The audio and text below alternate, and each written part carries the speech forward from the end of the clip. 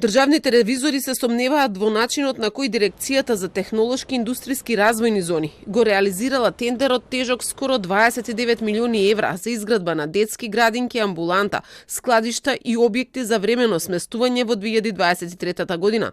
Во најновиот извештај за работата на ТИРС сметаат дека најголемиот тендер е спроведен без да се процени реалната вредност потребна за изградба на објектите.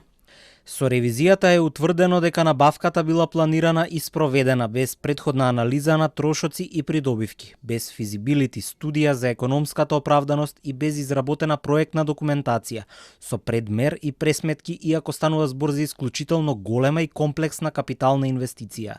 При тоа не била искористена законската можност за технички диалог со економските оператори, ниту постапката е спроведена како делива набавка и покрај различните видови објекти и локации. Според јавните податоци, овој тендер го добила битолската фирма Стентон Градба, но ревизорите утврдиле дека не се утврдени начините на кои ќе се плаќа проектот и според нив ова е финансиски ризик за ТИРС. Подпис на ваквиот договор ставил поранешниот директор на ТИРС Јован Деспотовски, кој е под истрага на обвинителството откако финансиската полиција поднесе кривична пријава против него. Со промената на раководството е побарано спогодбено раскинување на договорот, а таквата информација е доставена до владата. Но уште во 2023 година пари од ТИРС сепак легнале на сметка на фирмата, утврдиле ревизорите. За реализацијата на договорот на крајот на 2023 година бил исплатен аванс од 20% од договорната вредност од 4.910.569 евра. Исто така утврдени се и слабости во реализацијата на договорот.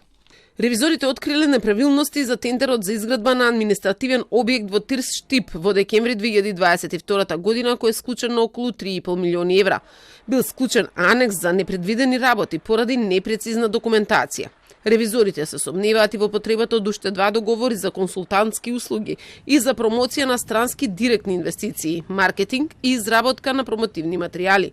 Во ревизијата пишува и дека 8 од вкупно 16 индустријски зони не се ставени во функција.